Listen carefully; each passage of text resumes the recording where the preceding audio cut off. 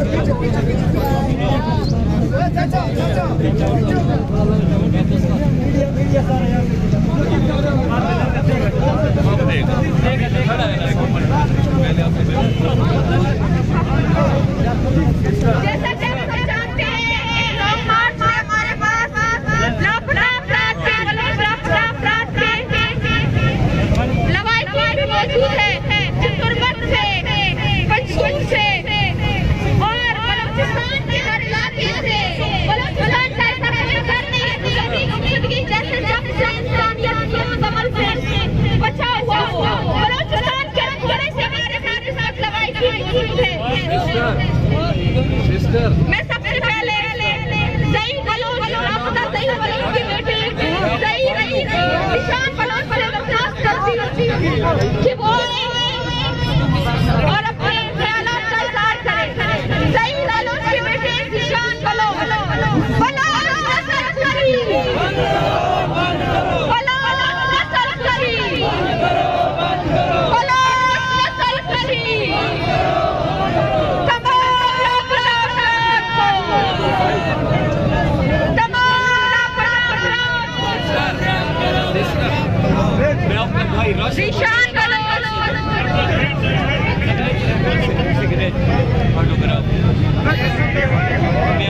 करती है। मैं भी बलोच, मेरा नाम भी निशान बलोच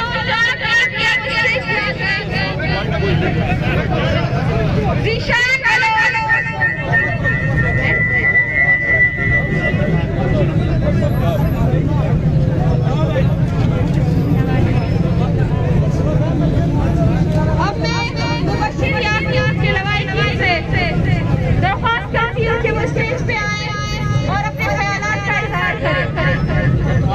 तमाम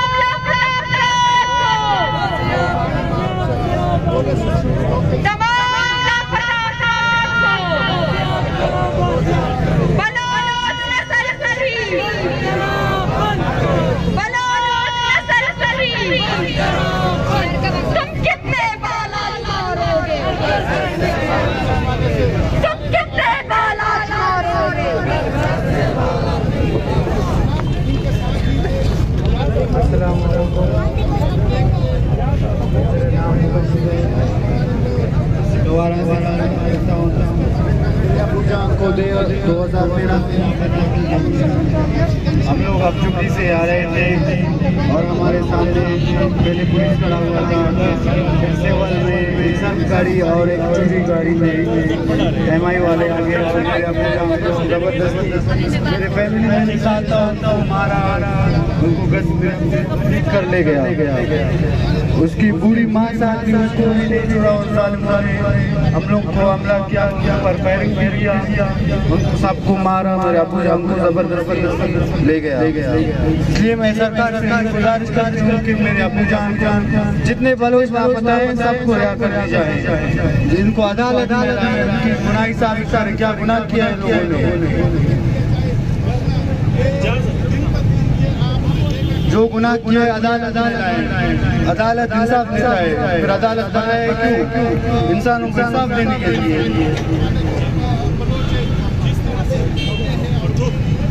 और मैं सरकार से गुजारिश जितने बलोच सबको रिहा कर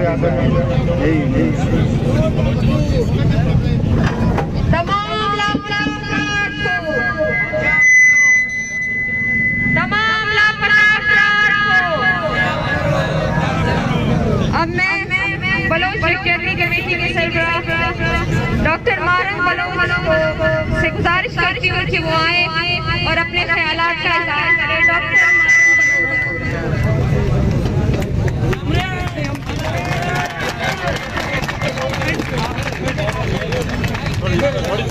थोड़ा सा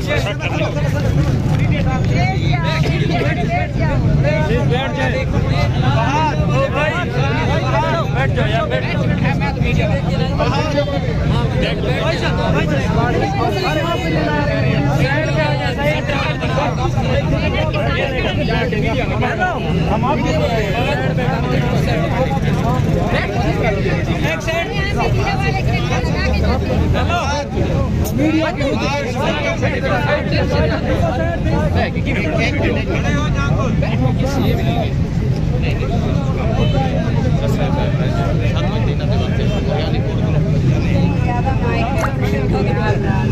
आपका जो वो है ना साउंड, इसका आवाज सही है।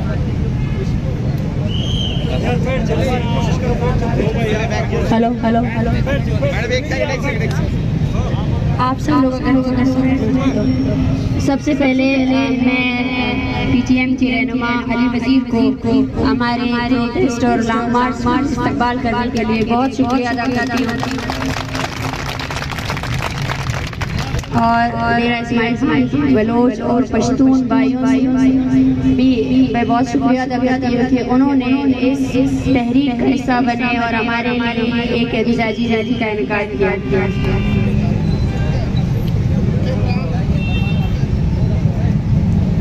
बलोच और पश्तून और उसके साथ सिंधी भाई, आप सब जानते हैं कि रियासत कयाम से इसको जर्नल और कर्नलों ने चलाया है।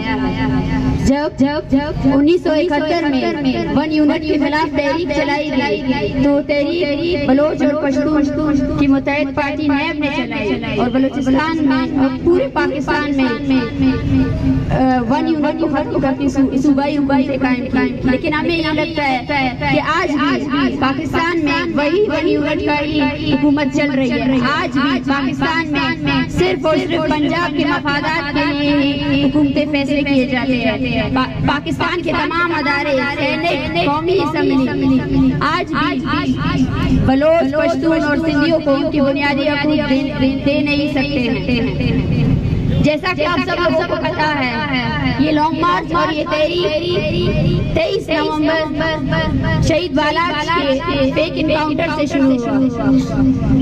शहीद बालाज का खानदान वो खानदान है जिसने अपनी लाश को सड़क पे रखकर एहतजाज किया। बलोच और पश्तून की सियासी तहरीक की बेदारी देखिए कि बलोच और पश्तून अब अपनी लाशों को भी दफनाने से कासिर है। वो अपने लाशों के साथ एहतजाज करते हैं। लेकिन आज ये तहरीक बलोच, पश्तून नस्ल कुशी के साथ साथ इस रियासत के सिविल डेमोक्रेसी और इसके अदारों की बहाली के लिए भी है। जब हम निकले थे कोयटा से, कोयटा में हमारा धरना जारी था तो कोयटा के सो कॉल्ड नामनियाद जो वजीर इत्तलात है वो बार ये बयान जारी कर रहे थे कि ये धरना यरगमाल बनाया हुआ है जो रियासत के मुखालिफ फोर्सेस है। मैं उनसे कहना चाहती हूँ, जनाब आप पश्तून हैं, सबसे पहले रियासत के आप दल्लार होने से पहले पश्तून हैं। आपको ये समझना चाहिए कि हमारे साथ जो जितने लवाकिन हैं वो खुद इसका सबूत है। जीशान जो ज़हीर का बेटा है उस पर आप लोगों ने तशद्दुद किया सूराब के मकाम पे। हमारे साथ खलील अहमद की पूरी फैमिली है, 3 बच्चों के साथ उसकी माँ जो है ना ट्रेवल कर रही है। 80 साल हमारे साथ गुलाम फारूक की जो है ना खाला आई हुई है, वो गुलाम फारूक जिसकी माँ जो है ना उसके इंतजार में तड़प कर मर गई, लेकिन उसकी बहन आज भी उस तहरीक को ज्वाइन किए हुए हैं। हमारे साथ वो मरी कबाइल की औरतें हैं जिनके पास शायद वो सिर्फ साल जानते हैं कि इस साल में इनके लोगों को उठा कर लेकर गए थे और उन्हें कुछ नहीं पता है। हमारे पास वो बच्चे हैं जिन्होंने अपने बाप को नहीं देखा है। ये सब के सब आपके जबर की निशानियां हैं। आप जो बलोच और पश्तून की नस्ल कुशी को प्रॉक्सीवार कहते हैं, बलोच और पश्तून की नस्ल कुशी को आपने अपनी मीडिया को कंट्रोल में रखा हुआ है, लेकिन हम इस्लामाबाद की तरफ आ रहे हैं आपके जबर का सबूत लेकर आ रहे हैं कि आए और इनसे मिले। ये आपके फौज की 70 साल की वो करतूतें हैं जिसको आप छुपा रहे हैं। आपकी फौज जो चल रही है सिर्फ और सिर्फ बलोच और पश्तून के वसाइल के ऊपर। आपके फौज के सिपाही वो तनख्वाहदार सिपाही है जिनको कहीं भी कोई भी हुकूमत पैसे देकर खरीद सकता है, लेकिन बलोच और पश्तून वो कौमें हैं जो कभी बिकी नहीं है।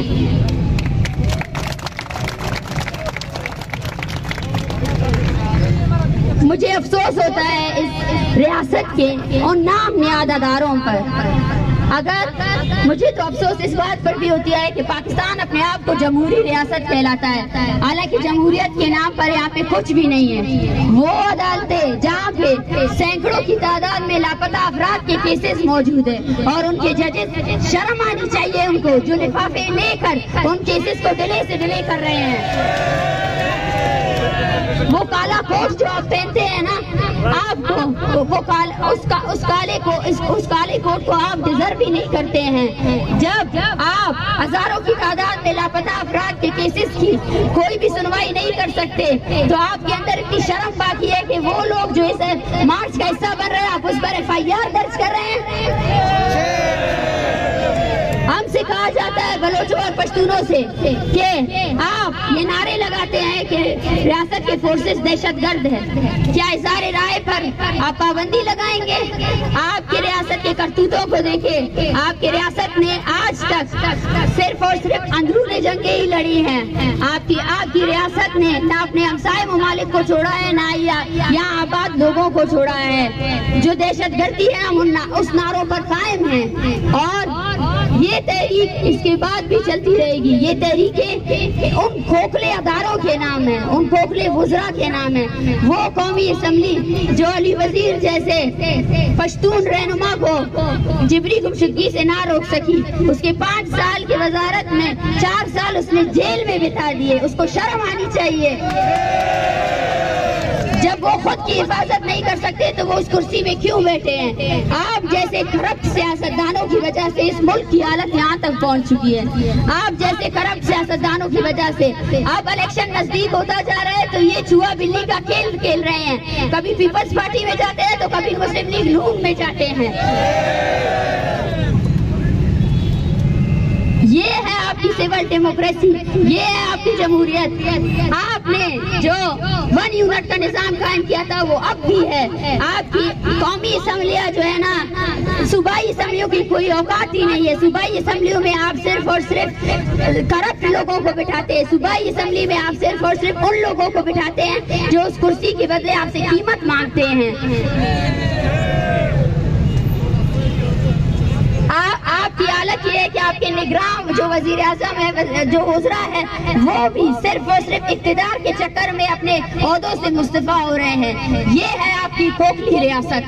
खोखली इसलिए है क्योंकि इस रियासत में ताकत का जो तयन है वो आपने सही तरीके से नहीं किया। इस रियासत की सारी ताकत सिर्फ आपके एक ही अदारे के पास है, जो मिलिट्री है, जिसने आपके तमाम अदारों को यरगमाल बनाया हुआ है। ये तहरीक यरगमाल नहीं है, आपके अदारे यरगमाल है।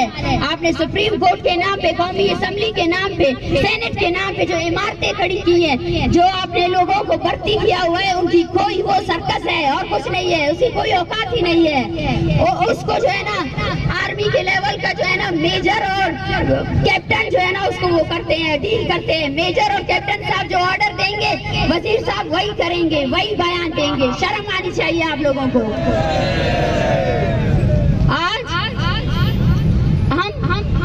बलूचिस्तान से होकर पंजाब जा रहे हैं।